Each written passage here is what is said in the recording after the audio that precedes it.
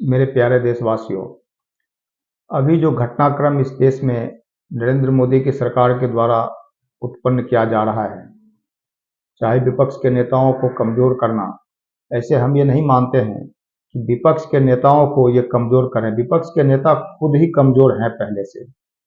कांग्रेस के पास कोई सशक्त नेतृत्व नहीं है, संगठन ढीला ढाला है, और जो क्षेत्रीय दल हैं वो या तो इनके साथ हैं गठबंधन में नरेंद्र मोदी के साथ, या फिर जो वहाँ ओपोजिशन में हैं या सत्ता से बाहर हैं, उनका करीब करीब राजनीतिक पतन हो गया है। इसका एक मुख्य कारण है कि एक तो ये हमको समझना पड़ेगा कि किसी भी राजनीतिक दल के पास जनसेवा की कोई भावना नहीं रह गई। ना तो ये लोकतंत्र में राजनीति करने का जो नैतिक आवश्यकता होता है वो इनके पास है। जो मिनिमम मॉरल रिक्वायरमेंट होना चाहिए, नैतिक आवश्यकता होनी चाहिए, इतनी भी योग्यता किसी भी राजनीतिक दल के पास नहीं बची है। ये सभी जब सत्ता में होते हैं तो सत्ता में रह करके ये कानून और संविधान के साथ धक्का मुक्की करते रहते हैं। ये इनका अपना चरित्र है।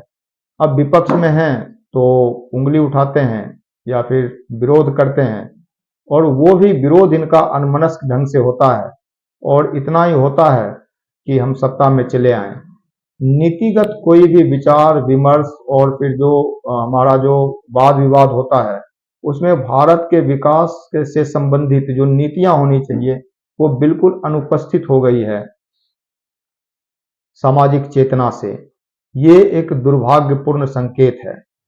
नरेंद्र मोदी की सरकार बड़ी बड़ी बातें करके सत्ता में आई, और काम उतना ही ओछा और घटिया काम इसने देश के साथ किया, लोकतांत्रिक व्यवस्था के साथ किया। ईसीआई इलेक्शन कमीशन को कंट्रोल करना, और या जो भी इंस्टीट्यूशन है उसको डैमेज करना, या फिर एक तानाशाही की तरह, एक डिक्टेटर की तरह जो एग्जीक्यूटिव मशीनरी है इस देश की, जो आईएएस आईपीएस लोग हैं, उनके ऊपर इसने अपना नियंत्रण स्थापित कर लिया। तो ये सारे कुकृत्य में इसने अपने पिछले 10 साल गुजारे हैं। तो एक तो यह है कि ये देश को भी कमतर समझ रहे हैं या ठीक से समझ नहीं रहे। देश का मतलब ये विपक्ष समझ रहे हैं। विपक्ष अपने कुकर्मों के वजह से कमजोर पड़ा हुआ है, लेकिन देश, मेरा मानना है कि देश अभी भी इतना कमजोर नहीं हुआ है।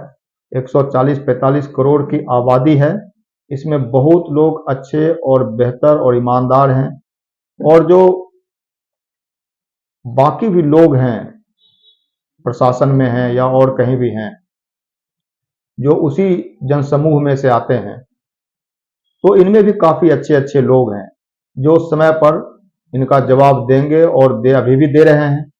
जो एडीआर वगैरह है, अभी जो एक इलेक्टोरल बॉन्ड का मसला आया था, और सुप्रीम कोर्ट ने भी जो अपना कर्तव्य, जो अपना ड्यूटी पूरा किया, जो उनको करना चाहिए, तो वो भी काफी प्रशंसनीय है। और उसने भी एक संकेत दिया है कि लोकतंत्र में जो अभी भी जो पिलर हैं वो काफी मजबूत हैं, और इसका तो जो अंतिम पिलर होता है वो होता है जनमानस, जनता। तो जनता के तरफ से जो जवाब दिया जाता है वो वोट के द्वारा दिया जाता है। और हमारा मानना है कि अभी जो स्थिति है इस नरेंद्र मोदी की इस देश में, वो 200 सवा 200 सीट से ज्यादा ये नहीं ला पाएगी। 225 इसका मैक्सिमम लिमिट है बीजेपी का इस चुनाव में, 2024 के इलेक्शन में। लेकिन समस्या यही समाप्त नहीं होती है कि सरकार इसकी एक कमजोर सरकार बन भी जाती है तो भी इनका चरित्र में कोई बड़ा बदलाव आने वाला नहीं है। मेरा ऐसा व्यक्तिगत मानना है, और ऐसा मानने का बहुत मजबूत आधार है। और जो विपक्ष है, अगर ये गलती से, इसे दिखता तो है नहीं कहीं से कि ये सत्ता में आएंगे, लेकिन अगर गलती से आ भी गए तो इससे भी देश को बहुत ज्यादा उम्मीद नहीं रखनी चाहिए, क्योंकि इनका भी अपना एक बिल्कुल स्टीरियोटाइप पॉलिटिकल हिस्ट्री रहा है। उसी तरह का ही राजनीति करते हैं। जो अभी कोई समाजवादी कह के अपने आप को छाती पीटते हैं, नरेंद्र मोदी को फांसीवादी बताते हैं, उनका समाजवाद भी कुछ अच्छा समाजवाद नहीं रहा है। ये भी क्या क्या नाच करवाते थे। एक नेताजी हैं उत्तर प्रदेश के, तो वो अपने गांव में ही बम्बई फिल्मी दुनिया उतार लेते थे। पता नहीं किस दिन उतारते थे, लेकिन काफी चर्चा रहता था उनके फिल्मी दुनिया वाला नाच गाने का। तो समाजवाद में कोई नाच गाना इस तरह का भोंडापन, अगर कोई समाजवादी इस तरह का चरित्र प्रदर्शित कर रहा हो सार्वजनिक रूप से, तो आप समझ लीजिए कि इतना चरित्रहीन समाजवाद आपका कभी कोई भला नहीं कर सकता है। चारित्रिक मजबूती और जो पवित्रता और जो नैतिकता की जो पवित्रता होती है, ये इस देश को के पॉलिटिकल सिस्टम की पहली और महत्वपूर्ण आवश्यकता है। इसके बिना इस देश के राजनीति को रीढ़ ही नहीं मिलेगा जो इतने बड़े देश को किसी ऊंचाई तक ले जा सके। राजनीति में नैतिकता और पवित्रता का रीढ़ का होना बहुत जरूरी है।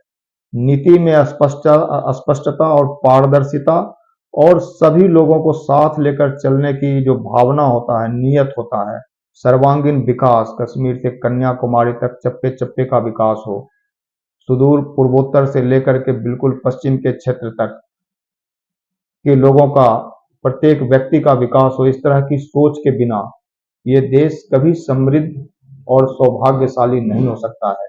ये आप आज मान लें या और 10-20 साल के भटकाव के बाद माने, लेकिन यही सच्चाई है इस देश की कि राजनीति में बदलाव लाए बिना आप नीतिगत बदलाव नहीं ला सकते, और नीतिगत बदलाव को बिना लागू किए, इंप्लीमेंट किए, आप देश के भविष्य को बदल नहीं सकते, देश के भविष्य को सुनहरा नहीं बना सकते। भारत ऐसे ही अंधेरे में टपला खाता रहेगा, कभी बाएं कभी दाएं, कभी कुछ कभी कुछ। तो मेरा आप लोगों से निवेदन है, इस पर यथाशीघ्र विचार करें और जागें और नए भारत के लिए भारत को तैयार करें, अपने आप को तैयार करें। नमस्ते, धन्यवाद।